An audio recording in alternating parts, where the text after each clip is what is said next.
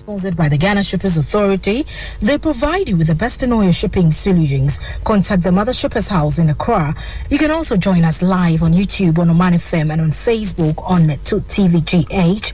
And also listen to Maritime Import News on FM in Kumasi.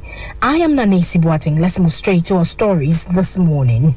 Minister for Finance Ken Oforiatta has called on the Ghana Revenue Authority GRA to endeavour to address tax leakages at the Tema port in a bid to help government raise the needed revenue for national development. Mr. Oforiatta made the call when he visited some container storage depot at the Tema port, notably the Atlas Container Terminal, Amaris Terminal Ghana, and the Ghana Port and Harbours Authority Reefer Container Terminal, to observe the operations of personnel at the port. He expressed concerns over the loss of revenue at the port, particularly through tax evasion by some miscreants in conniving with some port officials. While commending the GRA for the effort made in generating revenue, he insisted that more has to be done to block the leakages through which state funds were lost. The finance minister stressed the need to promote effort to digitize activities at the port to reduce human interface, curb corruption at the port, and boost domestic revenue mobilization. It would be recalled that in the aftermath of the successful implementation of the Integration Custom Management System, a trade facilitation tool, government raked in 16.8 billion Ghana cedis in total revenue at the end of the 2021 fiscal year against 11.25 billion revenue generated at the port in 2019 prior to the operationalization of the ICUMS. If you just joined us, you're listening to Maritime and Port News. The removal of the containers from Ever Forward has begun, with salvors aiming at lightening the load of the ship before the next refloat attempt.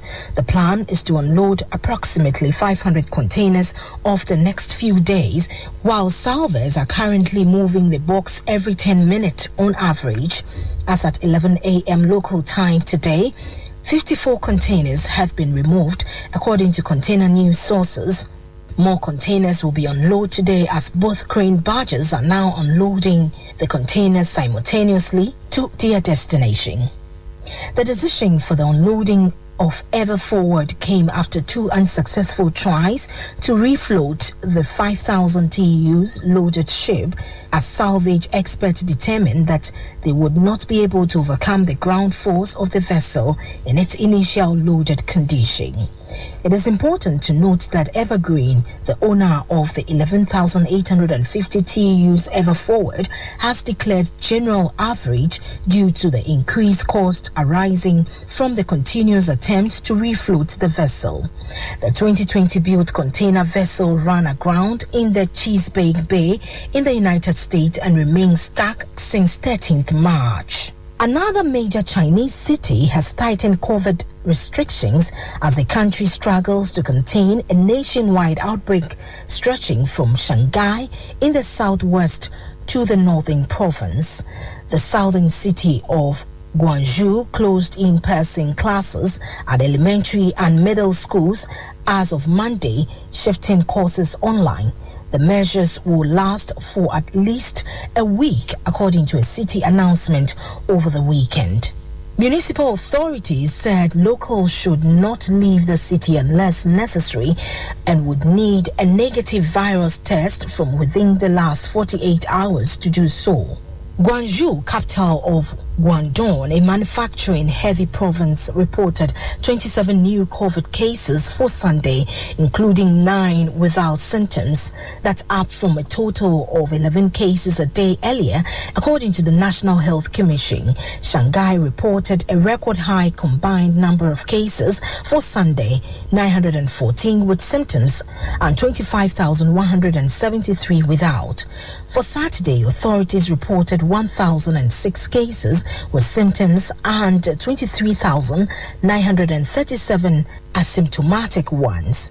The southeastern metropolis account for most of mainland China's new COVID cases, Shanghai remain in lockdown, with most people forced to stay in their apartment and get food by delivery about a week after a two-part shutdown was originally supposed to end.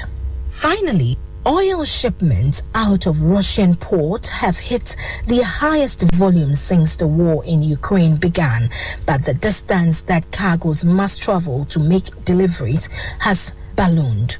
Through the first week of April, Russian crude exports jumped to roughly 4 million barrels a day, the highest level seen in 2022, according to Bloomberg.